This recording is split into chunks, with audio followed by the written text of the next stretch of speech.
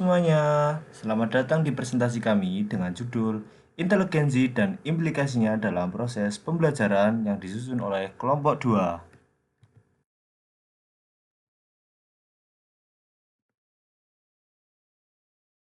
2. Izin memperkenalkan diri, anggota kami beranggotakan 4 orang. Yang pertama ada Ahmad Reza Nuriski dengan NIM 240302300066, dan yang kedua ada Ahnaf Ahmadin Al-Fakir dengan NIM 240302300043. Kemudian yang ketiga ada Lena Anggraini 240302300040. Kemudian yang terakhir ada Miranda Febrianti Sidauruk dengan NIM 240302300060. Setiap peserta didik memiliki cara yang unik dalam menangkap, memproses, dan menguasai materi pembelajaran. Sayangnya, masih ada paradigma sempit yang menganggap bahwa inteligensi hanya didasarkan pada angka, yaitu intelligence. Padahal, setiap siswa memiliki perbedaan bidang inteligensi. Siswa yang memiliki skor tinggi di bidang logika, matematika, dan linguistik sering dilabeli sebagai pintar, sementara bidang kecerdasan lainnya sering terabaikan.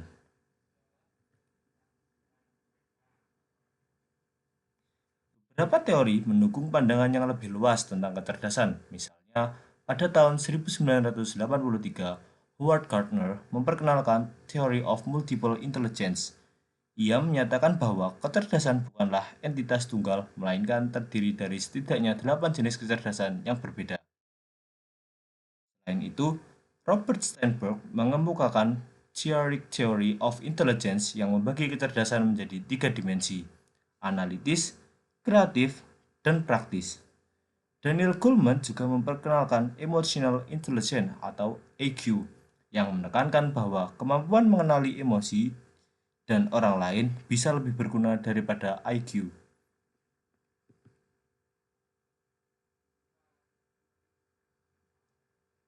Berdasarkan teori-teori tersebut, penilaian di sekolah tidak seharusnya hanya mengandalkan tes logika dan linguistik.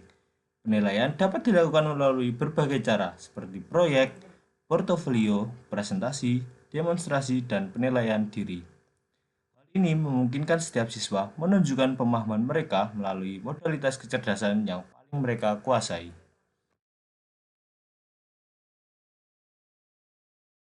Secara etimologis, inteligensi berasal dari kata Latin intelligens yang berarti mengorganisasikan, menghubungkan, atau menyatukan.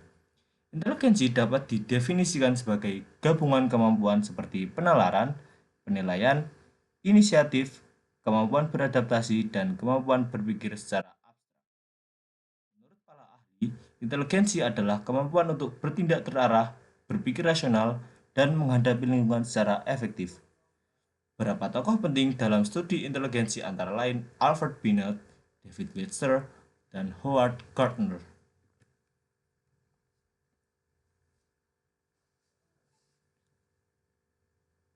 Teori inteligensi dapat dikelompokkan menjadi beberapa pendekatan. Pertama, teori psikometrik yang menggunakan pendekatan kuantitatif. Teori ini mengenal faktor G atau General Intelligence, yaitu kemampuan umum yang memengaruhi semua tugas mental, dan faktor S atau Specific Ability, yaitu kemampuan yang hanya muncul dalam tugas tertentu. Kedua, teori multiple intelligence dari Howard Gardner yang mencakup 8 jenis kecerdasan: linguistik, logika matematik, spasial visual, musik, interpersonal, intrapersonal, kinestetik, dan naturalis. Perkembangan inteligensi dipengaruhi oleh 3 faktor utama. Pertama, faktor bawaan atau nature, yaitu sifat yang dibawa sejak lahir. Kedua, faktor lingkungan atau nurture, di mana lingkungan yang baik dapat mendukung perkembangan inteligensi yang baik pula.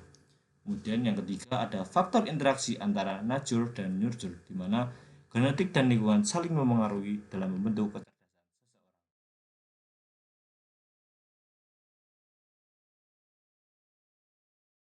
Psikometrik berdasarkan inteligensi sebagai kemampuan umum yang dapat diukur dengan instrumen standar seperti tes IQ. Namun, memberikan label rendah atau tinggi hanya berdasarkan tes IQ dapat menghambat perkembangan potensi siswa.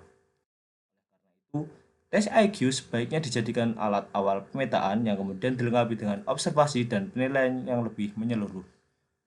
Itu, teori multiple intelligence menegaskan bahwa kecerdasan itu beragam. Hal ini menjadi alasan mengapa metode pembelajaran perlu disesuaikan dan guru tidak boleh hanya mengandalkan tes linguistik sebagai penilaian utama.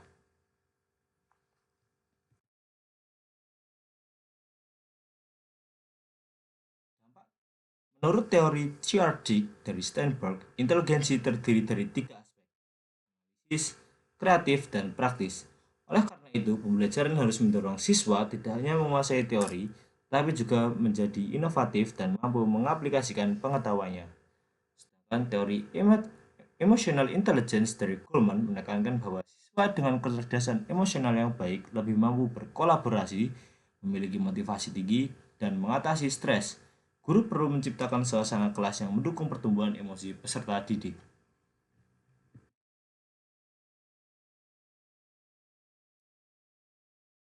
Secara ringkas, ketiga teori ini menuntut pendekatan pembelajaran yang lebih beragam dan inklusif. Teori psikometrik mengingatkan kita untuk tidak bergantung pada tes IQ saja. Intelligence mendukung pengakuan terhadap berbagai jenis kecerdasan, dan teori triartik menekankan pentingnya mengasah kemampuan analisis, kreatif, dan praktis secara seimbang.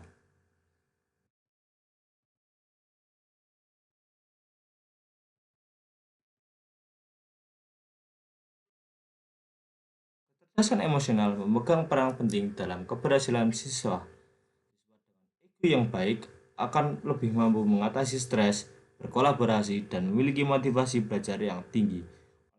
Itu, guru perlu menciptakan suasana kelas yang positif, memberikan kesempatan bagi siswa untuk mengekspresikan emosi, serta mengajarkan keterampilan sosial seperti empati, komunikasi efektif, dan penyelesaian konflik.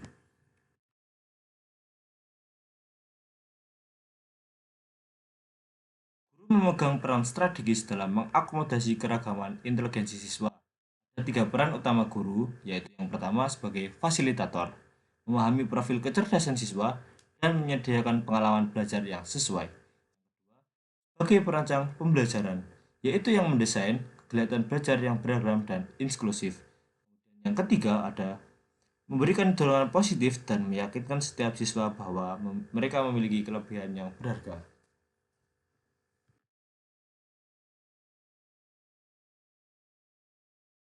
Penerapannya terdapat beberapa tantangan seperti jumlah siswa yang terlalu banyak, keterbatasan waktu, kurikulum yang padat, serta sarana dan prasarana yang kurang memadai. Namun, solusi dapat ditetapkan melalui yang pertama, pembelajaran kolaboratif, pemanfaatan teknologi, yang ketiga, pengelolaan kelas secara efektif.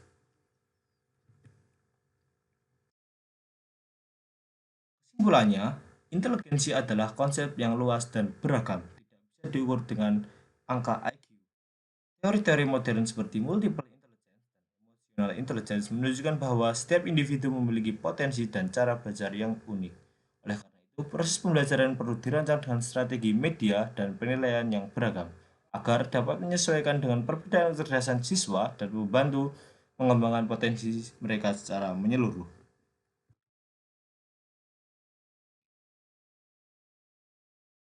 Berdasarkan pembahasan ini, kami memberikan beberapa saran. Yang pertama, bagi pendidik, terus kembangkan kreativitas dalam mengajar dan hindari mengotak-kotakan siswa berdasarkan kecerdasan akademik semata.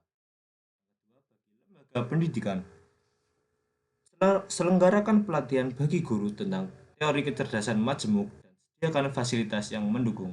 Yang ketiga, bagi peneliti selanjutnya, lakukan penelitian lebih lanjut tentang efektivitas strategi pembelajaran untuk mengembangkan jenis kecerdasan spesifik.